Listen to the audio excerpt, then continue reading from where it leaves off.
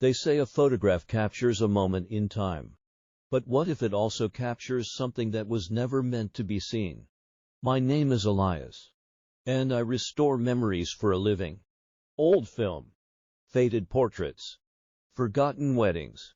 Last week, an unmarked envelope arrived at my studio. Inside was a single strip of 35mm black and white film from 1954. No return address. No instructions. Just a note that said, "Bring them back to light." The first few frames were beautiful. A young couple, radiant with joy, standing in front of an old stone church. The sun was hitting the bride's veil just right. But as I moved the film under the scanner for the fourth frame, I noticed a smudge in the background. A dark, thin shape standing near the edge of the woods. I assumed it was a chemical burn or a flaw in the development.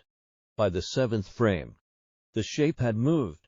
It was no longer at the wood's edge. It was on the church steps, just a few feet behind the unsuspecting groom. It was a man, or at least it had the height of one, dressed in a suit that looked like it was made of shadows. He had no features, just a smooth, pale surface where a face should be. Panic started to set in at the 10th frame. The couple was now inside their getaway car, waving through the rear window.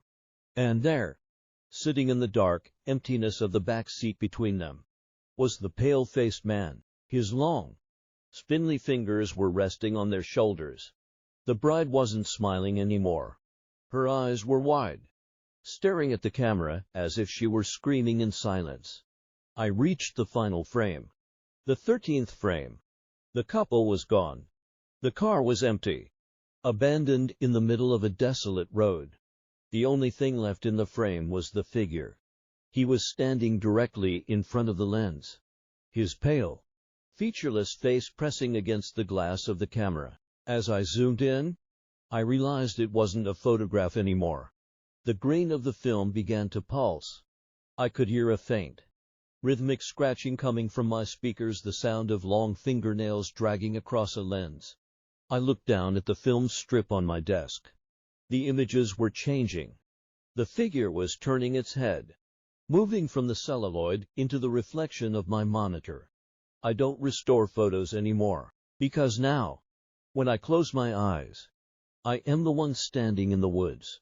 And I can hear the shutter click, click, click, click. And yes, always one frame closer.